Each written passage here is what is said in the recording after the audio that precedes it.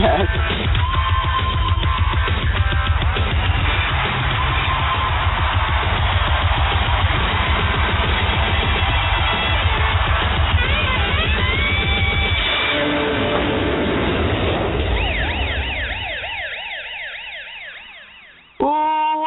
everyone to Mega Powers Radio's Monday Night Raw after show. I think it's after show, isn't it? It's an after show.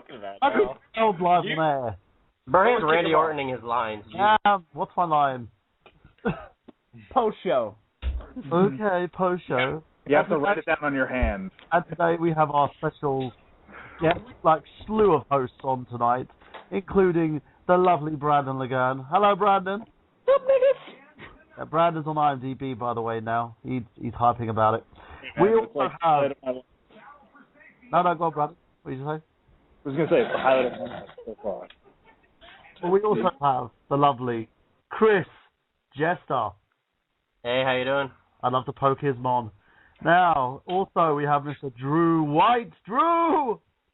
Technically, in my yearbook that I'm looking at, my name's Leon Sandcastle, but yeah, we can go by Drew White as well. Oh, so Leon Sandcastle, that's a more interesting name. Yeah. And also a wrestler name. Of Smack Talk, the man, the myth, the legend, Mr. Tony Mango. Tony! That's goddamn right, I'm here. Everybody bow. No. Also producer of a very well-known show. There we go. And we have Mr. Sean Walker. Sean! Fuck, he's drunk. Triple. Sean went to go get a drink still. Is he back? I think he is. I'm back. We also have Mr. Paul Hibbard. Paul, hello! Church! Preach, my brother. And also on the line, I believe we have Mr. Mike Paden.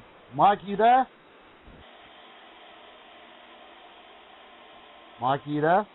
Hi guys, I'm Hello. Mike Paden. So wait, I'm confused. What is Burhan doing on my computer screen right now? I have no Why idea. is he hosting? Yeah. I have no idea. I didn't vote for him to be host. I voted for myself. But you know, I fucked it up once. I can't do it a second time.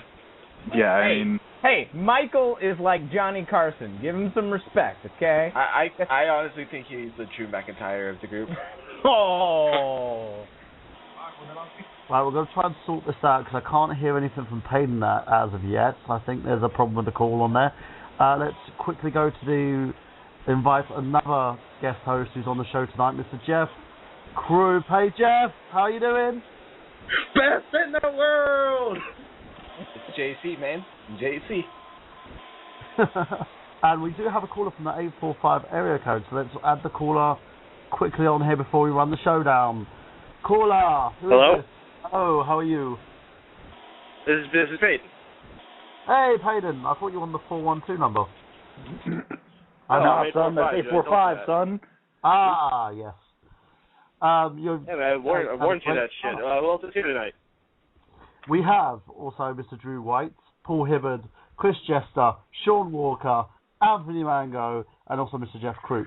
Say hi, Jeff. Oh, fuck me, right? I'm not here? Brandon. Who the hell's that? What time? Who the fuck is that? not here. Who the fuck is that? Brandon. No, fuck me. I'm not here, right? No. It's fucking sick, man. Just letting everyone know, I am. Oh my god. I am currently mobile in the Mega Powers mobile mobile. So, AKA your not Ford on Focus. location. We are on the move. We are broadcasting live on the move. Oh, that's not cool. Just drive, bro. You know, we'll handle it. Just get home. Right, before we do have another caller. All right. Too. I believe it's the same caller we tried to call in a minute ago. Let's see if we can get a hold of them. Caller, you're on Mega Powers Radio's post show for Guys. Monday Night Raw. God damn it. Guys, it's Shady in Pittsburgh. How you guys doing? JD, what's shaking, dude? Thanks for calling in. What'd you think of Raw tonight? A very good show tonight. I was really impressed with the go-home show. I thought they were pretty good tonight, and they didn't do too bad tonight. The last segment with Brock and Heyman was very, very good, I think. The beginning sucked, though. I mean, with that fast count with, freaking Brad Max, the little weasel he is. And, I mean, that was just absolutely stupidity beyond belief. The Battle Royal was okay. I didn't think it was all that bad. However, I'm glad RVD did win, and now he's going to go after Ambrose because I think that was the plan they were saying all along. As far as anything else goes, I mean, the Orton Sandow thing wasn't too bad, but, I mean, what was up with that briefcase by Sandow? It looked like all chocolate, for God's sake. It's classy. I think that's good for It's a chocolate briefcase, literally. I mean, what's that? It's a lot better than those other ones. It looks like there's something at a Candy Crush or something. Yeah. But maybe it'll taste real chocolate. Yeah. JD, can I ask? Go ahead. Oh, can I ask you what you thought of the Cena Bryan promo on MizTV? I did like that, and it was. I think that was also one of the few highlights of tonight's show. I did like it, and they definitely sold, I think, a little more buy rates for SummerSlam with the straight-up face-to-face confrontation. You could just tell they were ready to come to blows, especially after the slap in the face. I did like that one, too. I mean, that was one of the few highlights of the show, too. As far as lowlights of the show, I mean, the whole Bella thing with Natalya and the Funkadactyls in the back. I mean, come on, please. You have stupid, like Natalya said earlier in her promo in the back, Jessica Rabbit in the back with Ava Marie. I'm sorry. She's not a diva. She's a joke. I mean, she continues to be a joke every week. I don't even know why they're even having her now kissing the Bella's ass, so to speak, and being with them, being the queen bees of the locker room. I mean, there was talk originally that Natalya was going to team up with Marie Menounos and Brie Bella and a mystery partner. Now that's off the table. So it looks like we now got a 6-person tag, apparently. It's just, I don't know. It just disturbs me a little bit. But all in all, I think they did okay. It's going to be interesting to see what the reigns are going to be like when they're announced tomorrow, obviously. But for the most part, I think they did sell a little bit more on SummerSlam as far as the Cena Bryan thing goes, if you ask me, like I said. But it's debatable at this point. It really is. But out of a 1 to 10, I have to give the show maybe a 7 tonight. I mean, there was no 8. I mean, there was no Caitlyn and Dolph, which was good. But there were some things that could have been just a little bit better. Like I said, it was a pretty good show, though, for the most part, though. Well, you said they think they made a few extra sales. Have they sold you, JD? Are you going to be at least viewing SummerSlam? Unfortunately, no, because I'm going to be away with my family on vacay, but I will have someone keep me informed and in the loop what's going on. But I've been saying for weeks now, I think it's time for Daniel Bryan to have that Rocky Balboa moment, and I think come Sunday night you will see that happen, unless Orton cashes in, and I'm saying if he cashes in, because they've been teasing that the last 2 weeks, and I could see that happening still. It could very well happen. You never know. I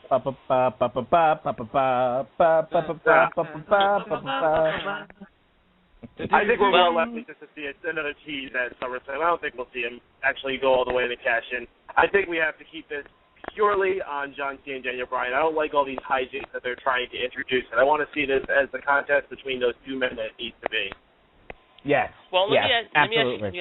Let me ask you one thing. I know you guys don't know if you guys follow Total Divas and that. What has your take been on so far, the first 3 episodes? I mean, the first episode, I didn't like it.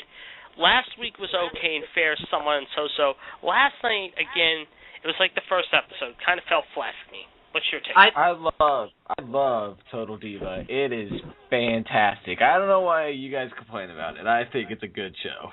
Well, hold that thought there, Drew. Sorry about this, Tony. We've got another caller on the line, so I'm going to introduce that caller just quickly and continue our discussion about Total Divas.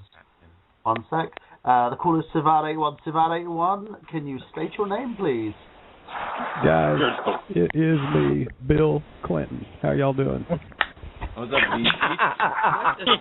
Big BC. If there's anybody in the world that we need to know the opinion of Total Divas from, it is Bill Clinton.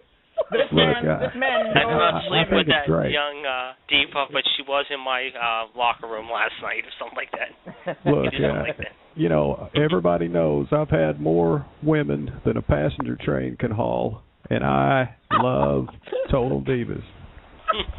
There we go. See, BC's got my back. That's all that counts.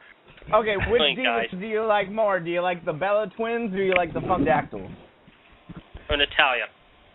Well, you know, I've kind of got a thing for the black ones.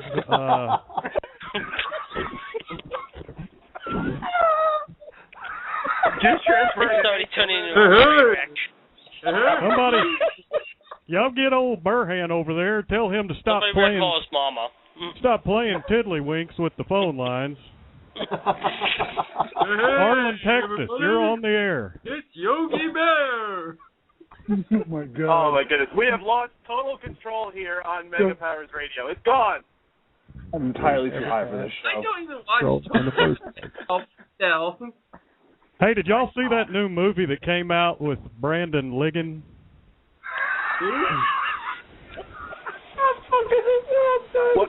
What movie is this? There's a new movie. I got to goggle it here. I can't find it on my computer. All right, guys, I'll talk to you. Oh, JD, before you leave, what was your high point, low point? Did we lose JD already? I think he's gone. I think we have, yes. No, I didn't mean to run anybody off here. No, JD. I think JD has other shows he calls. It sounds like an active fella. But JD, we appreciate you calling in if you are still listening. Hank Hill, what did you think of Raw tonight? Well, you know, I was on the phone with a lady, don't tell Peg, and so I couldn't even really, I didn't get to watch a whole lot of it. So I don't know. I figured I'd call in and listen to your Candy Crush program here and see if I couldn't find out what happened. You and All right, then. you boys and your chocolate briefcases and your Dan Fogelberg records. Okay. Let's start at the top of the show then. So at the beginning of the show, we had a match between Daniel Bryan and Wade Barrett. Brad Maddox decided to insert himself as a special guest referee, and this match ended where Maddox went for a fast count when Wade Barrett rolled up Daniel Bryan. So what do you guys think of that? I actually didn't get to see this part, so you're going to have to carry this one.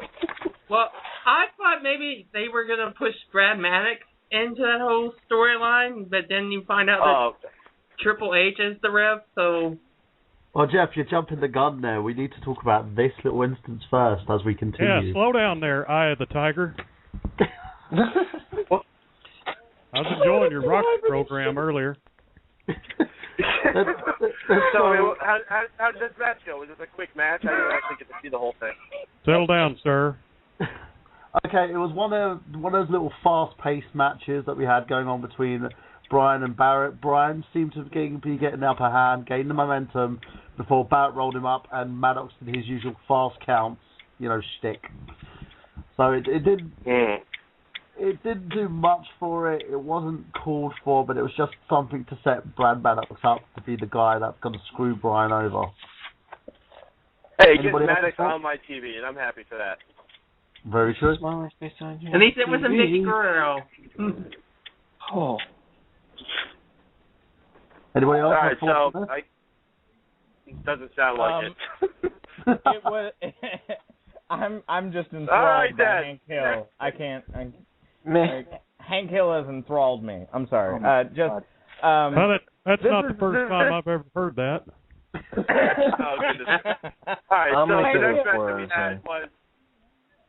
next match we had was between Randy Orton and Damien Sandow. We had Cody Rhodes gracing us on commentary. He ended up causing a distraction when he was fiddling with Damien Sandow's briefcase, and he just looked like a total idiot the way he was just pulling it back and forth, like he was expecting it to come undone one of the times he was pulling it. But somehow it was enough to distract Damien Sandow long enough to get an RKO out of nowhere and get the pin for Randy Orton. Spared. Hi. RKO smash. RKO. Hey, you guys really not interested in Raw tonight? Jeez. No, it's all about these impressionists and guest stars. This is another star-studded episode of the Monday Night Raw post-game show, courtesy of the Mega Powers Radio. Look at Hank Hill doing a promo. On blogtalkradio.com. Hey, you know who I would have always wanted to hear call a WWE match? Who's that? How about Harry Carey? Oh, my God. That would be awesome. Hey, here's an RKO out of the ring. Here's a guy, Cody Rhodes. Don't miss Dollar Hot Dog Night at Wrigley Field. Hey! Yeah, I give it a 4 out of 10. That was good. That guy would have been Would have been pretty interesting listening to him call a If fight the there. moon were made of cheese, would you eat it? No, the moon's made out of spare ribs. If you were a hot dog, and you were hungry, all right, guys. would you eat yourself? I know. Let's get back to the show. Since we got nothing to go into that match. Next match we had was the Great Khali and Natalya going into a mixed tag with Biggie, Langston, and AJ. And this was a complete mess on every level. I believe the ref completely missed the tap out from AJ. And I don't know if that was just a blown fault on the ref or what happened there, but they slipped it back into the sharpshooter so AJ would tap out again. And we get a big win for Natalya here. And I got to say also, Natalya looked great tonight. She looks like she lost a little bit of weight. Not a lot, but just a little bit. And she looks great. I think she should be champion right now. Natalya got 2 wins because the referee fucked up too much. That is a horrible botch. And the referee looked absolutely lost. I mean, she even went over to the referee, looked at him like, did you ring the fucking bell? He gives her this look like, hey, you're in this match? And she grabs his hand like, you're supposed to hold my hand up now, idiot. And he's just kind of like, meh. So she's like, all right, fuck, I guess I'll do it again. Like, she might have farted again. Maybe if anything, we have to talk about the. Oh no! Maybe the refs aren't. Maybe the refs aren't. Jeff, please. Yeah. No. If anything, we have to talk about the preview for Total Divas where Natalya's in her underwear. Yes. Come on. Yes. Oh God, she looked great. Oh my God. I think Natalya is For one the of the first time, I hottest found divas myself that they really got. wanting to watch the show. And you know, if Tyson Kidd isn't gonna be her husband, I'll shoot all over her bearded man in the cave any day. Do you think her pubic hair is like her father's beard? Language, Jeff Croop. I didn't say that. No, that's what I'm saying. Do you think her pubes are like the anvil's beard? Like it just like hangs down? It was an Osama bin Laden reference, okay? I know. Oh my God. Let's calm down. Let's calm down with this. I got the joke. I go for 1 week and everybody else is trying to do a Michael Burhan. It's fine. Hey. We haven't got into the dead bodies yet. On the show. I think Brandon is trying to go on that route. I can see it. What? Trying to go what? The dead body route. What dead body? I can't tell you where my bodies are buried. That will legally implement me in several crimes that I may or may not have committed. And then it'll be on somebody say dead? Ooh, yeah. So pulling this back for a second, guys. Why is Natalya, Great Khali, and Hornswoggle still a trio? Is there anything else for them to do? Because you have the biggest man in the company, you have the shortest man in the company, and now you also have a lady who's being underused. Why not? You know, this is like 3-man band. Why the hell not? Mm-hmm. Don't hinder gender, okay? It's 2.5 women. No, it's hashtag WWE logic. That's what it is. There is absolutely no reason for them to be together. I mean, if they're marketing Total Divas as much as they are, expecting people to watch the show, people should have known 3 weeks now that she's with TJ. Now, Anthony, listen, I just gave a valid reason to why they're together. Why do you not accept it? Did you? I didn't hear any. I heard that. I said it's because it's WWE logic. Why not? Yeah, that's nowhere near a valid reason. No, that's a valid reason. Don't try to pretend it isn't. Maybe they think that TJ and Natalya one's fake and Khali and Natalya's real. The fans. Oh, I thought it was Hornswoggle and Natalya. Oh, shoot. Well, I mean, TJ and Natty are having problems, as we've seen. Yeah, but so does everyone else on that goddamn show, so it doesn't matter. Yeah, because he gives her noogies. I never felt like I would hear noogies come up in like an argument like that. Would any of you guys ever give your wife a noogie? No. While she was blowing me, maybe. I mean, that's just weird. That's about it. What? I'm truthful. Yes, the question. Or at least y'all are a bunch of prudes.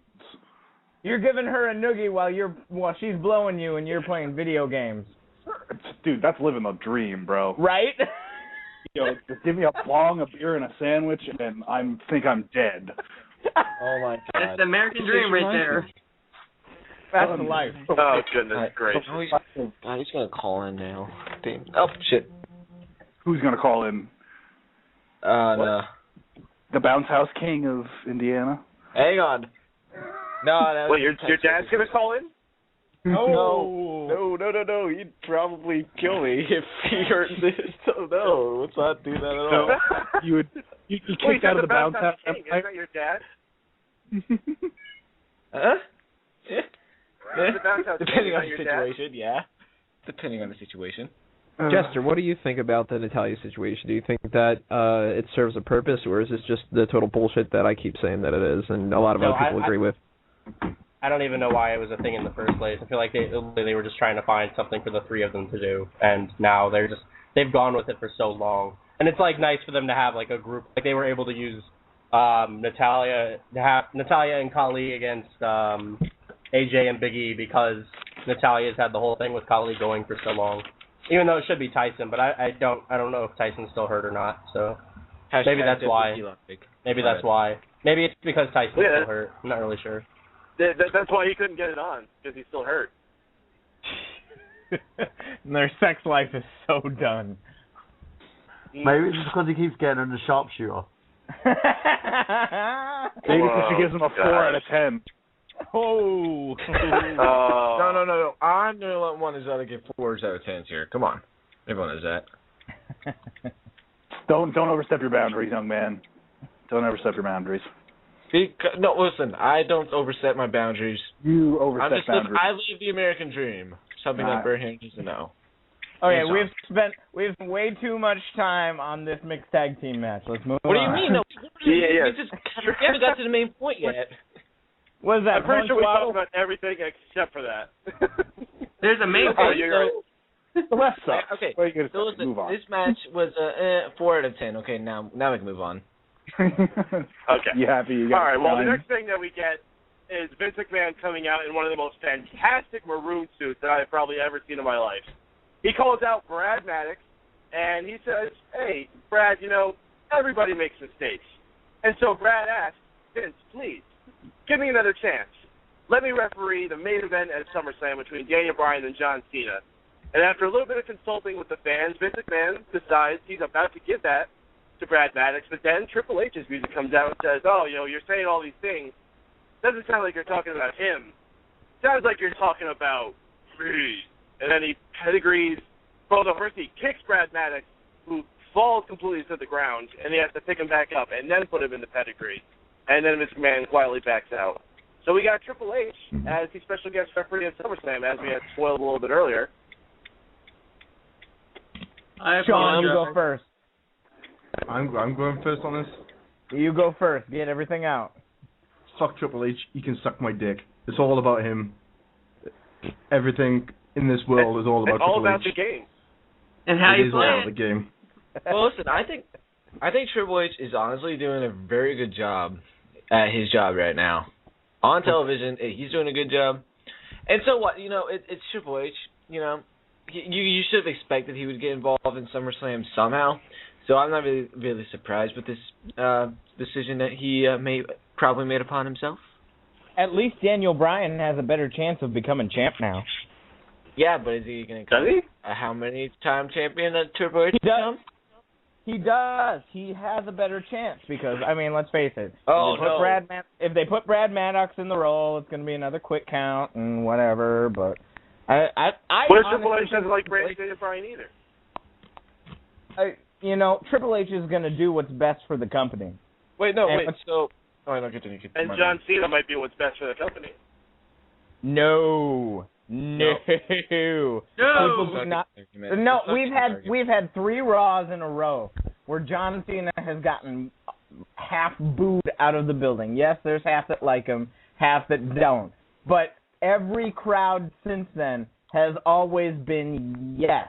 They want not every crowd. At 3 Raws in a row, yes. Yes. I have heard the yes chant every time, and it's been almost unanimous. Listen, the yes chant it's not because everyone likes Daniel Bryan. Most people do the yes chant just because it's a fucking awesome chant. In my opinion, I believe that's why they do it most of the time. That's a good point. So it's a C chant. See, everyone does a C chant when Alberto comes out, or anyone who's Mexican. John Cena's been getting half booed for the past 6 years, and your argument now is that he is just now getting booed. I mean, he gets booed most of the time, almost every time. So why is this a big deal now? Well, he's getting more booed than usual. No, he's not. He's getting booed the same amount. All right, ladies, you can both have Triple H. Okay? Isn't Danielson a Triple H guy? Yeah. So listen, Danielson has no chance of accomplishing what Triple H has done because he's not boning Stephanie. So we all know what Triple H. Are you sure? Oh, yeah, yes, I am 100% positive. Stephanie doesn't like the beard. She fears it. Who's playing drums? And Jester is masturbating again. Okay, well, I'm waiting for you guys to shush. Speaking of Jester masturbating, Jester, you have an opinion. Go for it. Yes. Okay, so what I think that adding Triple H to the match is a good decision. We may not like it personally, but the mainstream fan base thinks of it as a bigger match if Triple H is involved in it somehow, if he's the special guest referee, and that's what's important because it'll equal more buys for the pay-per-view. Yeah, I don't think... Oh, wait, continue. Sorry. Yeah, I don't think that John Cena is getting booed any more now than he ever was before. I think, honestly, at this point, anyone who did the whole, I don't like John Cena because he can't wrestle business, I think people are over that now. I think what it is Daniel Bryan's really popular, and there's not really anyone who would be upset if Daniel Bryan lost. And then there's the people who just will never like, let me finish, there are the people that just will never like John Cena, and then there are the people who accept him. And that's why John Cena gets a majority positive reaction, and then like some negative reaction, because he's always going to have that hanging over his head. He's always going to be the controversial guy that he is. That doesn't really have anything to do with him adding Triple H to the match, though. But I think that add Triple H, while it doesn't really make it any more interesting to me or you or anyone else on the panel necessarily, it's a good business decision because it's going to equal more pay-per-view buys if he's involved. And it actually makes the finish more interesting, too, because I feel like it makes it confusing because we think, is it going to be right down the middle, or is something controversial going to happen with Triple H? You know, could something happen where Triple H screws over Bryan or Cena and is actually working in hand with Vince McMahon? There's been rumors about that. It's possible.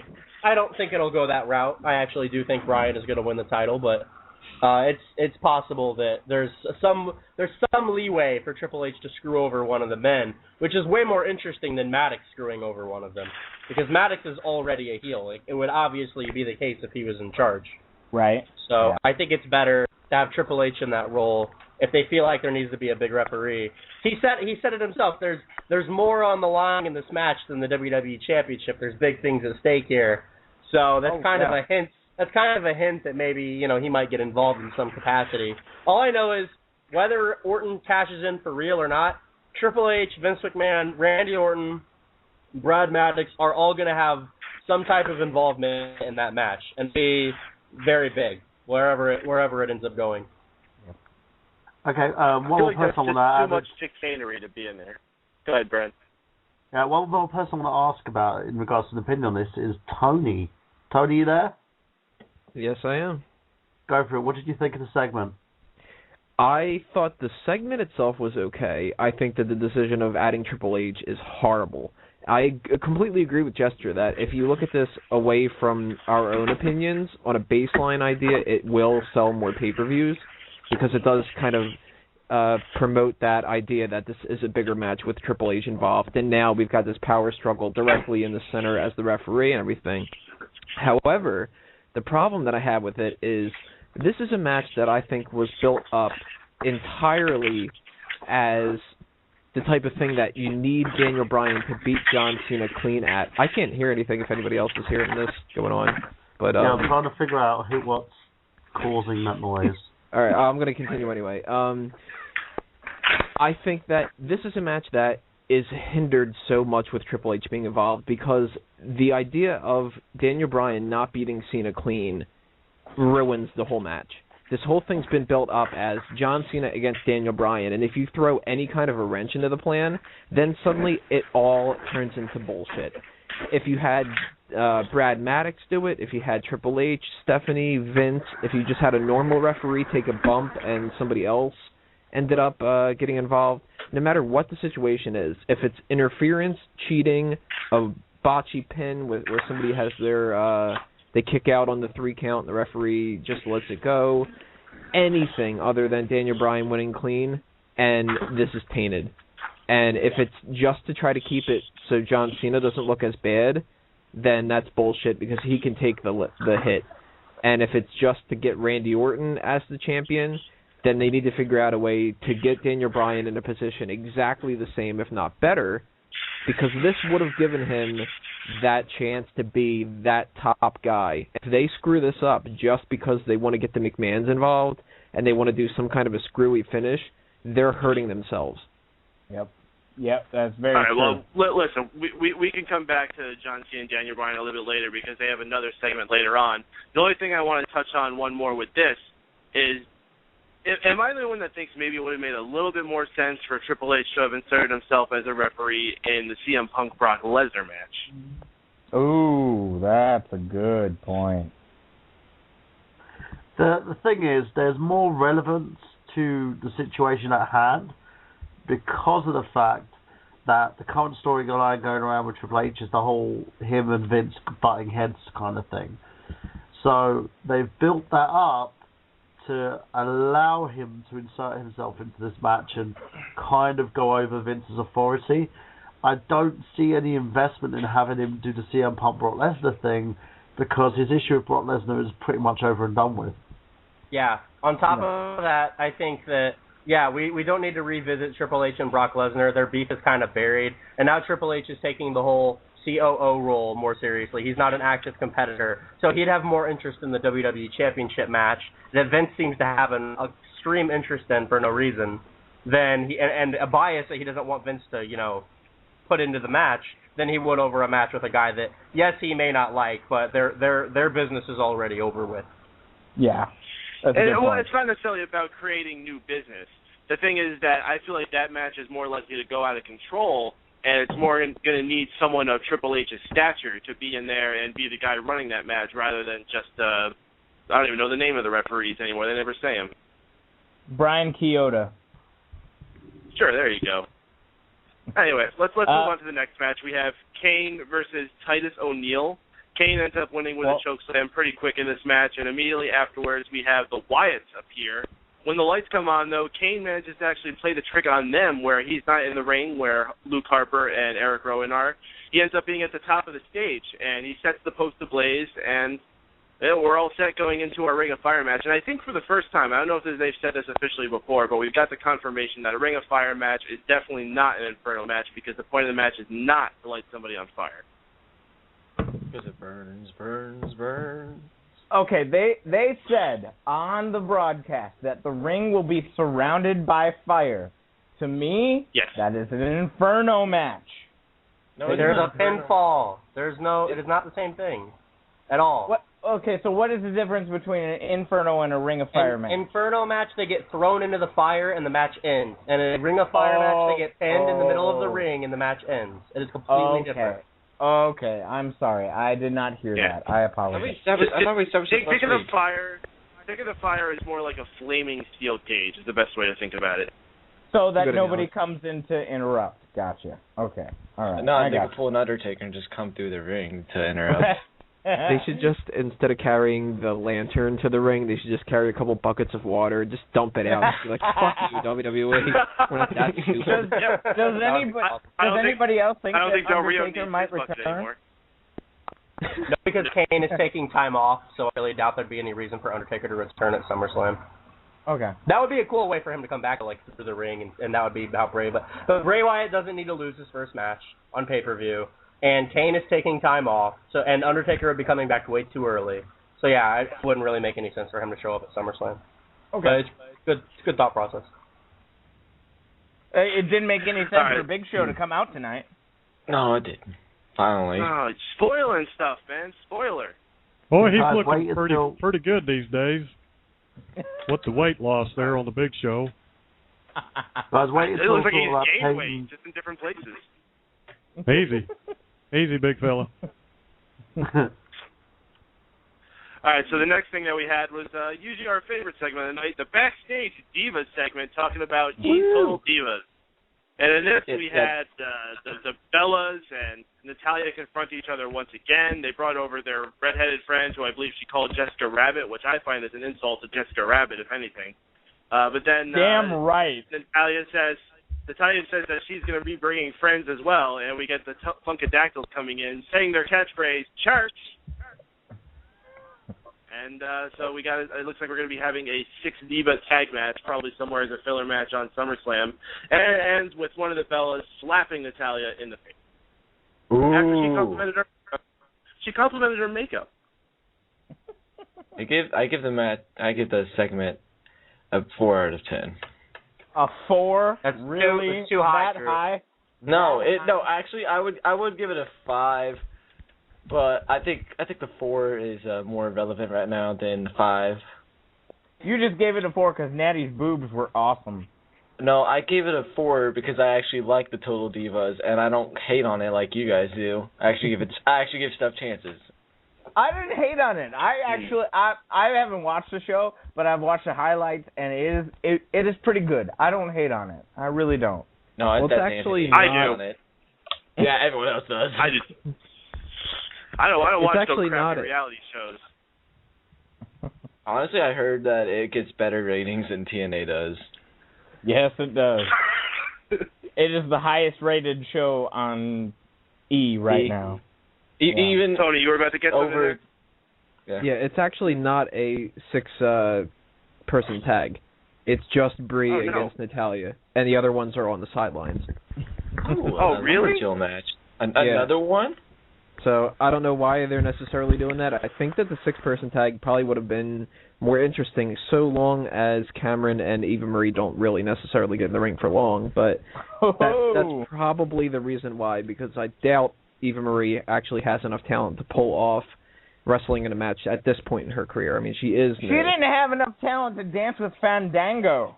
Oh, geez, none of us could have done that. That has nothing to do with wrestling anyway. They're two different things. I thought you just... talent or lack of talent in. I thought you just said you've never seen the show. I saw highlights. He just reads things on the internet. It's fine. Oh, okay. I don't watch... But listen, I can't watch this show. I can't watch this show because I work Sunday night. They fit Snooki into a Divas tag match, so why couldn't they fit Eva Marie in there? Well, they could. That's the thing. I think that they could have had a couple more highlights to this match if they would have had Naomi in it pulling off the stuff that she can do, as opposed to just Brie and Natalya. But I guess the main reason for that is because they don't want Eva Marie to wrestle. That's the only thing I can think of. But she can interfere, and that kind of makes her look like she's doing something, kind of like how they announced that JoJo, the other one, the 19-year-old girl from Total Divas, is going to sing the national anthem at SummerSlam. So that's actually a good way to incorporate Total Divas into the show without them fucking everything up. Except now you kind of look at it as, why are we having Brie Bella against Natalya in this, but the United States title match is pushed to the pre-show, and we have no match for Kofi, Fandango, Ryback. There's nothing out Curtis there Axel. with... Curtis Axel has absolutely nothing. R-Truth got some time on Raw, but he has nothing going on for him, probably because he looks like he aged 10 years in the last few weeks. Hell, up until tonight, we didn't even know the Shield had a match. Exactly, yeah. Well, the Shield, 2/3 of the Shield actually don't have a match right now. They haven't announced it yet. I keep refreshing the WWE.com page to try to steal their image for them for my website, and they won't fucking put it on there. They might put one on SmackDown. They might put one on tomorrow. I don't think it's up on the website yet, but the Shield did call out anyone who wanted to challenge them at SummerSlam. So I think they kind of pretty much insinuated that when Big Show came out and with Mark Henry, it's pretty much insinuated that they're going to face them. So wait, time out. So anyone could have challenged the Shield? Any two guys, yeah. Yep. So Jester, we could have done it. I'm telling you. If we would like take this Bounce House Wrestling serious, we can challenge them. Come on. I would love to see Chris Jester versus Drew White at SummerSlam in the Staples Center for the tag team championships. I would pay money to see that. Say Chris Jester versus Drew White for the tag team championship? No, I said Chris Jester. Yes, you did. And Drew White. You did. I'm the tag team champion. Well, the bottom line for this match was that it is just Brie against Natalya, and that's their way of kind of just getting the Total Divas into that. So. Well, so the next match we had was Alberto Del Rio versus Kofi Kingston. And I can't believe I didn't notice it as much last week, but Kofi Kingston is like downright skinny now. Like, I think that's why he's wearing pants. His legs look really, really small. He lost those weird shaped pecs he used to have. But regardless, excellent match between these two. I would have to say probably match of the night. Del Rio ends up winning via an armbar, but there was a lot of like post pins going back and forth through this match. I really like this. I give it a 4 out of 5. Kofi almost fucked up that SOS. Like he almost seriously hurt himself with that SOS. Yeah, except it's nothing unusual when Kofi almost botches something and almost hurts himself. That's nothing unusual now. But I mean, he almost broke his neck. Like, seriously. Like, every other time I've seen him do the SOS, it's been, pretty clean, pretty straightforward. But like, I was really worried after he did this one. Yeah. So what you're saying is Del Rio is dangerous. No, it's not. It's not Del Rio is dangerous. It's just that Kofi almost fucked up, which I've never seen before. Kofi has always been clean with his moves, like his Superman punch, his boom drop, his going through the ropes, kick through the head. I think when you combine a guy like Del Rio, who has a very physical, stiff style, and you have a guy like Kofi, who has a very uncontrolled, weird, unique style where sometimes he'll botch things just because his moveset is so complex. It's kind of like the RVD thing, like we said, where it's really hard for people who don't perform with them a lot to be able to handle the way they wrestle. So, you get two guys with such conflicting styles like that together, and sometimes they were fine. They both didn't get hurt. They were, they're professional enough that didn't happen. Yeah. But you have a really physical, stiff guy in Del Rio and a really off-the-wall guy in Kofi, and that's a scary mix if they don't wrestle each other a lot. If they wrestle multiple matches against each other, like if they work a program after SummerSlam or something together, then you'll see them be able to get that chemistry together where stuff like that won't happen. But I would love to see that. That'd be cool. I wouldn't be opposed to it. Based on what we saw tonight, I wouldn't be opposed to that either. And I mean, Kofi deserves a championship pop. Bryan, what were you saying? I was going to ask Brandon his opinion on Kofi, if he thinks Kofi's gotten a little small now. What do you think, Brandon? I think it's the slimming effect of the tights. We're not, drawn to his big, muscular, flat thighs, all the fat, twitch muscle tissue that, is exposed to us. Yeah. Yeah, all that fat muscle tissue. That doesn't explain the pecs, though. The pecs are still exposed. No, it explains it. Yeah. It's called cycling. I love a good cycler. And not on a bicycle. Okay. All right. So the next matchup we had was between the Real Americans, Jack Swagger and Antonio Cesaro. Another classic Deb Coulter speech on the way out, talking about how his California dream will be the day that California has an earthquake so bad that they separate from the continental U.S. and drift off into the ocean. They go against the Usos, and the Usos end up winning via a roll-up pin. So the Real Americans do not have their day once again. America. So, Usos still worth investing at this point? What do you guys think? Yes, absolutely. The Usos are great athletes, and they went from Rikishi's nephews to Rikishi's sons, which is absolutely ridiculous. I don't know how they can. But they were his sons. They are his sons. They are his sons? Yeah. They were always called his sons. No, I remember when they first debuted, they were called Rikishi's nephews. No, you're wrong. You're definitely wrong. Definitely his sons. Yeah. Definitely his sons. Okay. Well, yeah.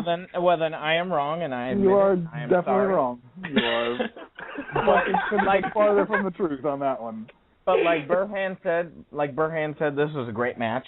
It was a really good match. You have four fantastic athletes in the ring together. And the Usos, I mean, they really deserve a pop. I don't know why the company isn't giving them one.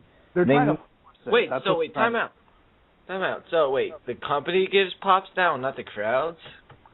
The company always gives pops. They're trying to force it by, giving them the face paint, giving them the elaborate entrance. So you mean pushing them?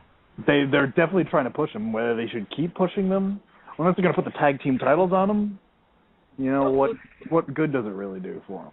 They're the perfect tag team. They have good chemistry together. They could put on good tag team matches. They're not very charismatic, and that's a good place. They also held the tag titles once before, but no one was paying attention.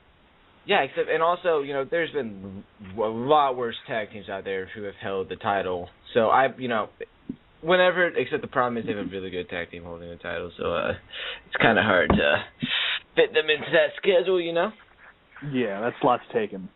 Yeah, for who knows how long. Unless Big Show and Mark Henry can beat the streak,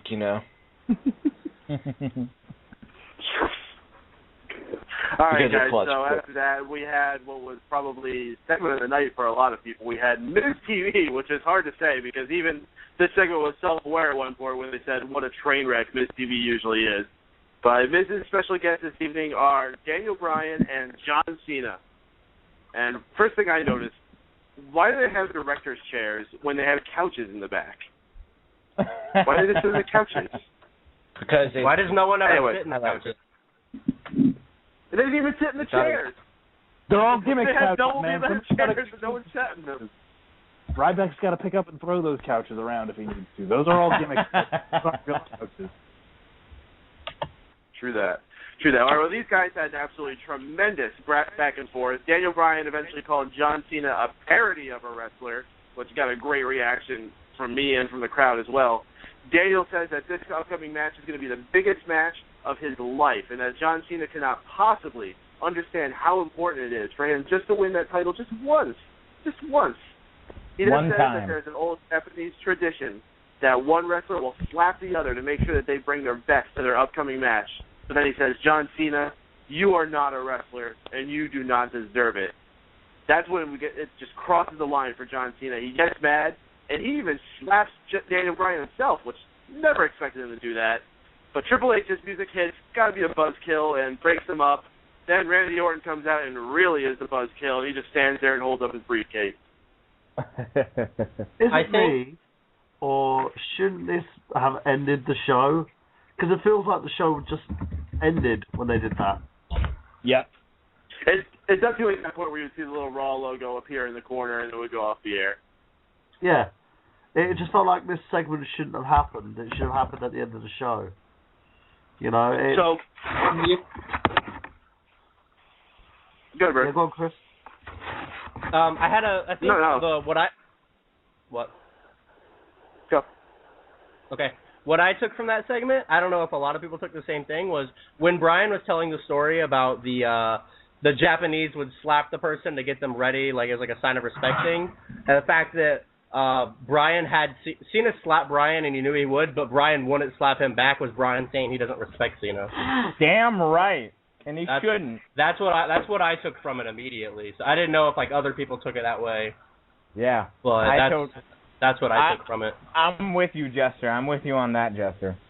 I loved that. Of course he doesn't respect him. He called him not a wrestler, and he doesn't deserve even. Because he's not. Because he's not a wrestler. We were in the chat. All right. One at a time. Sorry, Tony? When we were in the chat earlier, before we started the post show, I actually, before they did that, I was sitting there going, oh my god, this would be such a perfect time for Cena to slap Bryan instead. Just fucking do it. And then when they did it, I'm like, goddamn right. Like, it's about time you do something that makes sense like that.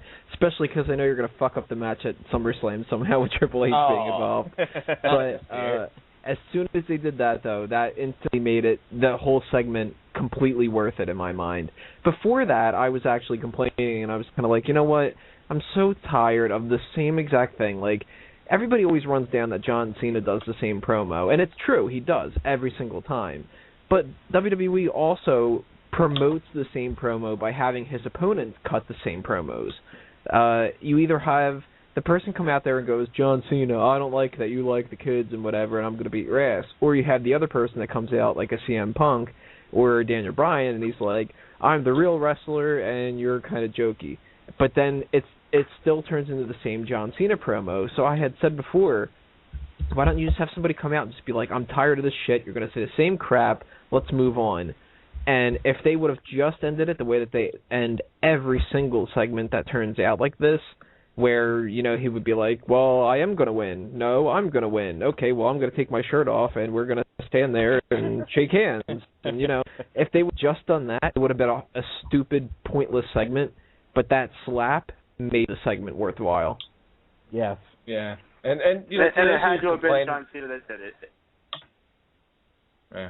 As you were saying, it had to have been John Cena that did it. If Daniel Bryan had did it, you can't have Daniel Bryan looking like the bad guy going into this. They made it very clear that Daniel Bryan is going into this because of his natural talent and the way that he swells up the crowd to be behind him like this. If he did something like that, that's going to make him lose the crowd. You go, Drew? Oh, I was going to comment how, you know, most wrestlers, from what I've noticed, usually they cut about the same promo every time they come out. Even some of the best promo cutters, like The Rock, you know, that's one I can name. You know, he usually cuts the same promo every time he comes out. So, you know, it's nothing unusual for people to cut the same promos. That's true. That's exactly true. Jester, you got any thoughts on this? On what? Sorry. Did we go to another subject? Yeah, I'll see Cena's promo abilities here, because you know, Tony was actually getting at the fact that Cena talks the same things over and over again. He says the same lines. It's sort of insert name, you know, I'm the underdog. You're saying that I can't beat you, but I've beaten this guy, and I love this title, and I love my fans. Yeah, it's hard to take him seriously as the underdog when he's the 11-time champion. You know, like CM Punk said it in one of their rivalries. I think it was last year. He said, "You're not the underdog anymore. You're the dynasty. You're the 11-time WWE champion. You're the New York Yankees." You know, like you can't be. John never made himself a dog. He really tries to put a lot, but the underdog. He never said he was an underdog. No, tonight he never used the word underdog. Sorry, okay. He still implied he's the underdog. He did not. When did he imply it?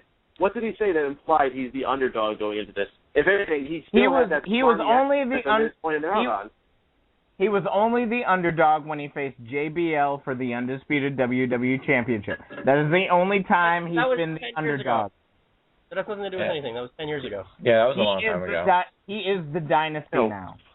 We're talking about okay, guys. He never made himself out to be an underdog there. At no point in that speech. If anything, exactly like the Miz called him out on, he was acting like this is not that big of a deal. It wasn't until Daniel Bryan got in his face that he actually got serious about what was going on in the moment.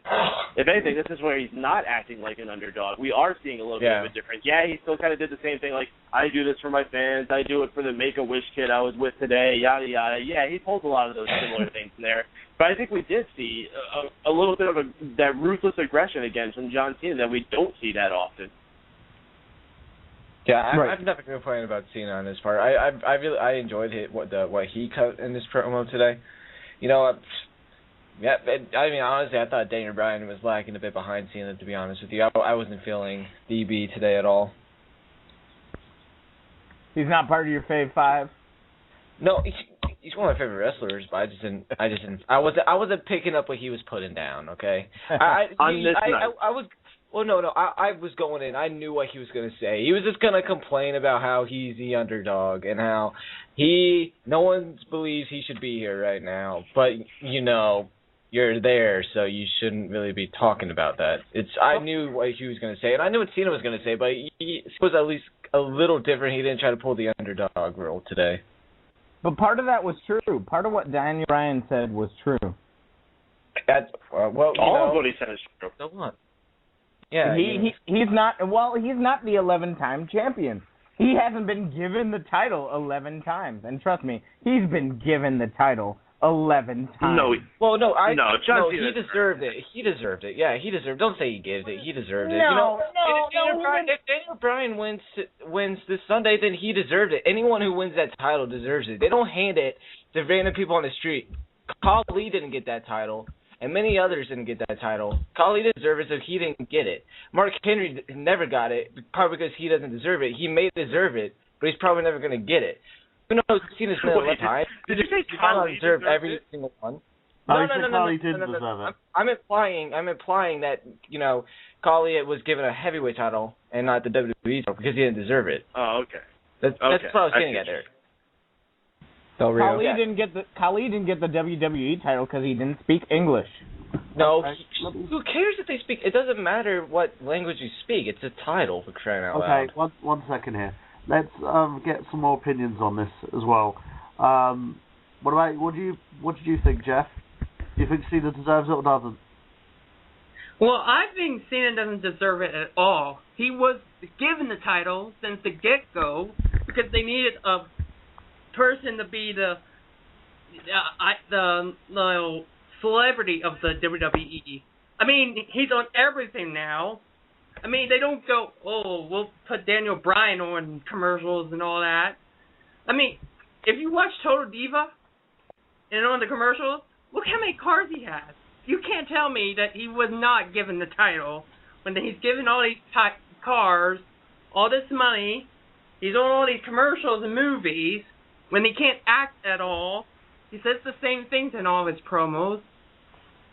He's just not a good wrestler, and period. He has those 5 same moves that he does over and over again. And you're speaking of. It sounds like you're speaking about any wrestler. It sounds like you're speaking about any wrestler. Any wrestler does the same 5 moves. Any wrestler, you put them in a movie, they're not going to be a great actor when you're trying to hold them up to the same standards as Tom Hanks. You're not going to see those things from any wrestler.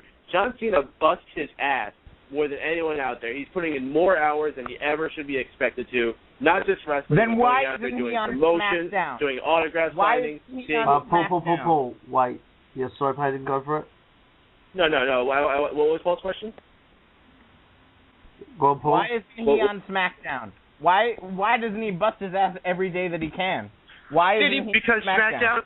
Wait. No. Because SmackDown is supposed to be the place where the younger guys are supposed to be able to get their chance to shine. You want these bigger stars to be taking time away from them now? Which is it? I thought John Cena was supposed to be able to let some of these people get ahead too. I don't. He makes one appearance. He makes one appearance. All right, guys, one at a time. Sorry, Drew? No, I'm just saying CM Punk made one appearance on SmackDown, or a second one. He's not on there every week, is he? Well, no, he goes in there once a month.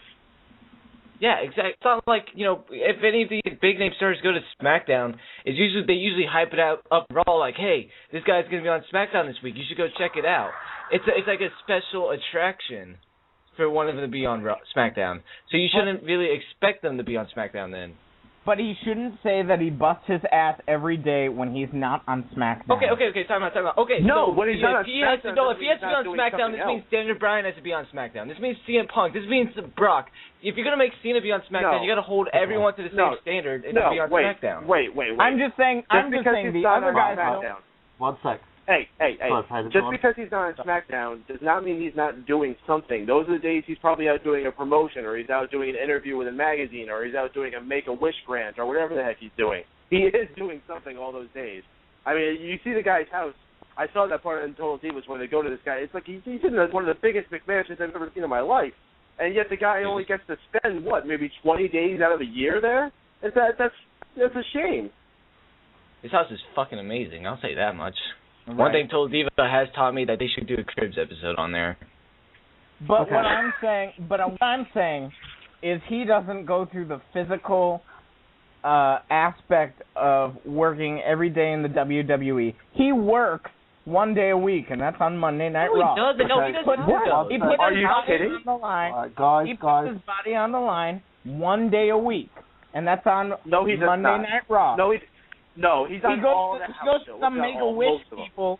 He goes to some Make-A-Wish people, and he doesn't have to wrestle. He doesn't have to do anything. He just has to be there and show up.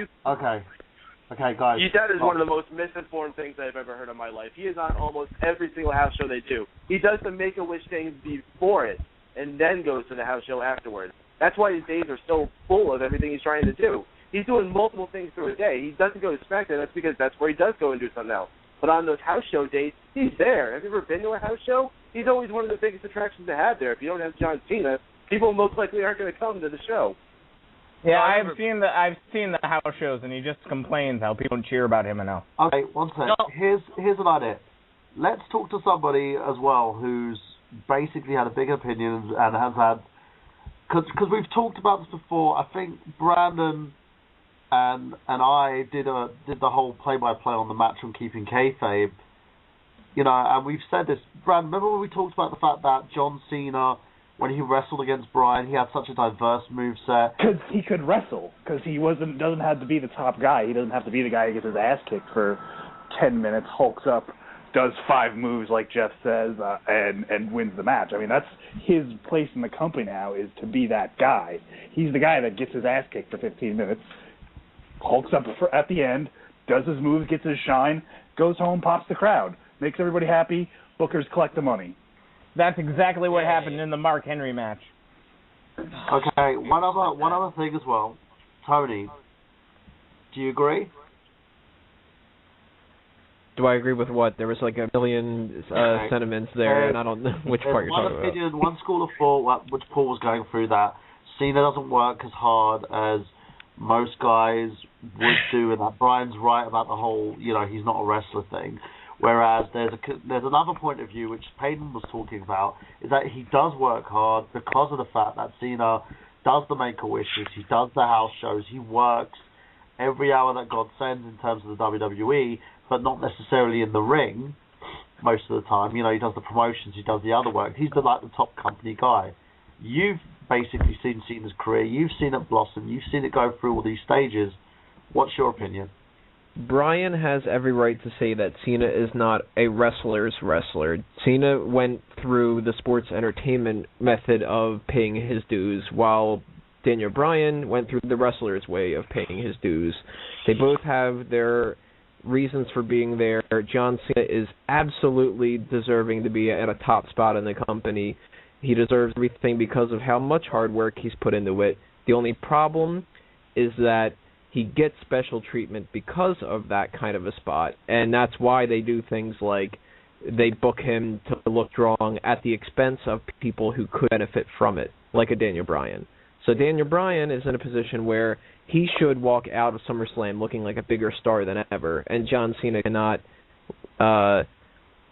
gain anything out of getting another push out of it. But there's a very good chance that WWE will just look at the cash cow of John Cena and go, well, you might as well throw more gold into the gold mine than you do giving it to the hobo who could use it for the rest of their life. Yep. But Daniel Bryan could be a cash cow too. I mean, except listen, it's Daniel Bryan. Yeah, I mean, they're trying.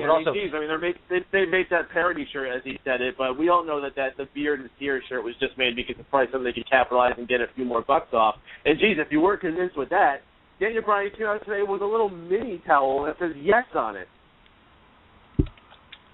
Daniel Bryan could be a top guy. They had that last week. I saw that last week. We'll get CM Punk. Jeff, listen. 1 second. Drew, you have something to say? Oh, gosh. Well, they're showing that they have faith in the guy for one. They've, like someone else said just a moment ago, they've put multiple T-shirts on him.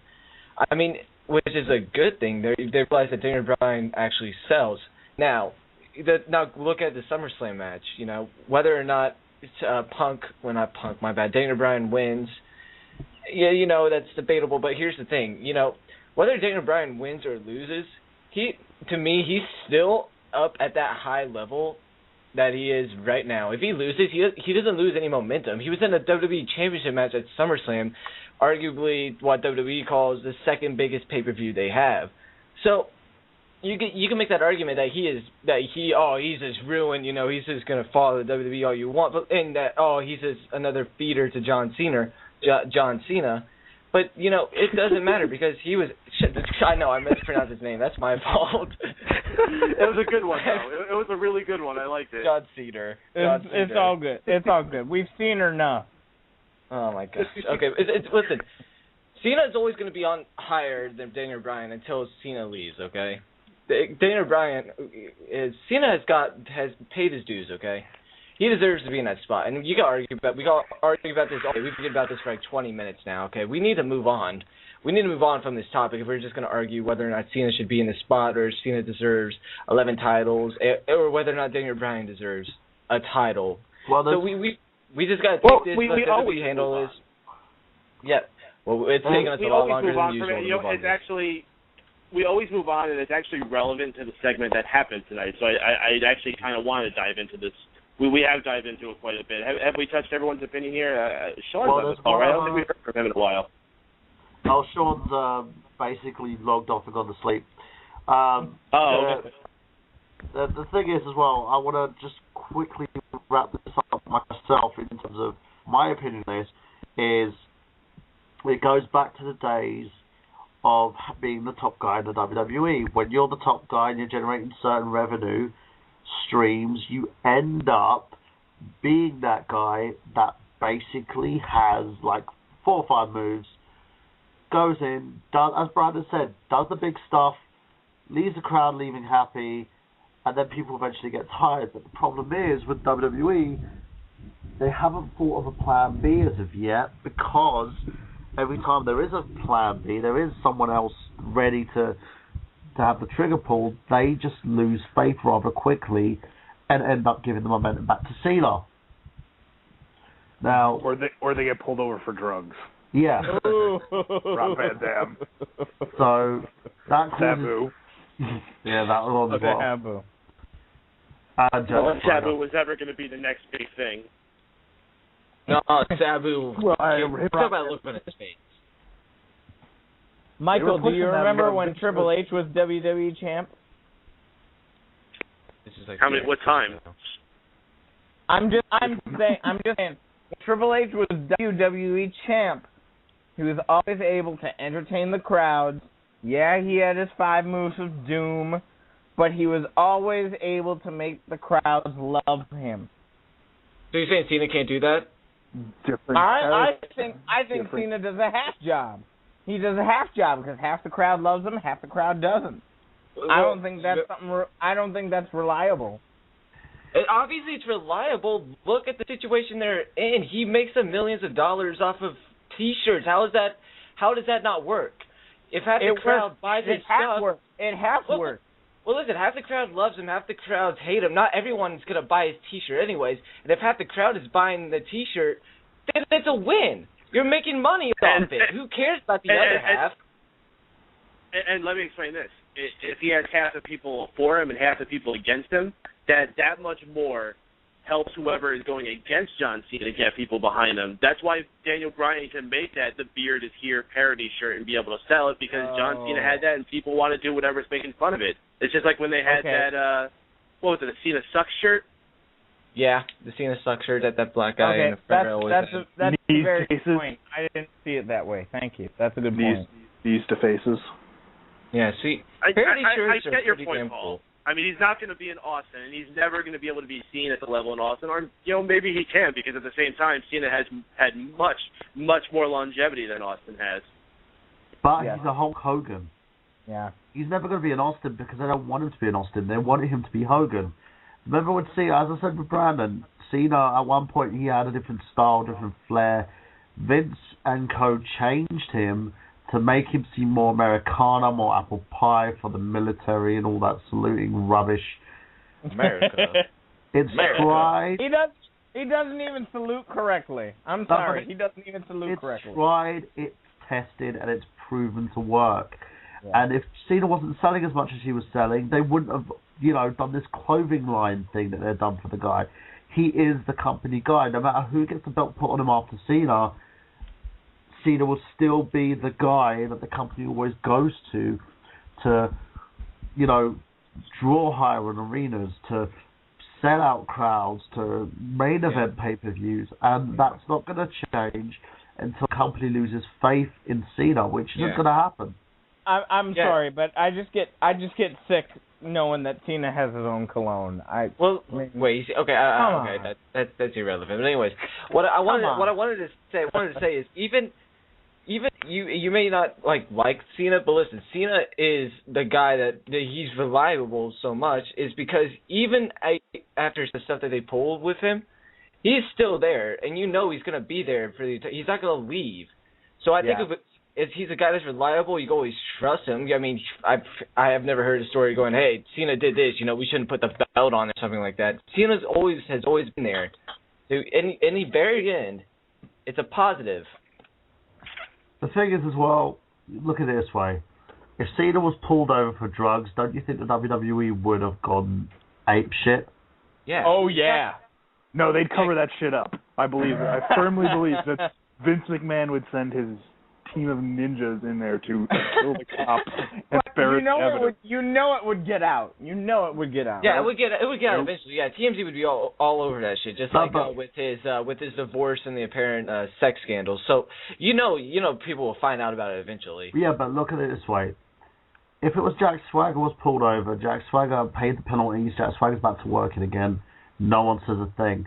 If it was Cena who was pulled over for that sort of thing, don't you think Cena would suffer greater consequences because he's a company guy?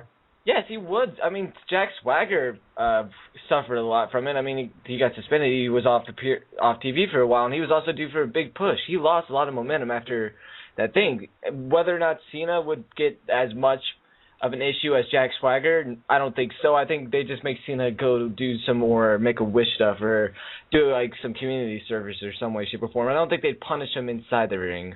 Exactly. Well, just bringing up that point in general, though, I mean, that's an even a whole nother can of worms of why John Cena deserves respect, because he has that pressure he's got to live with.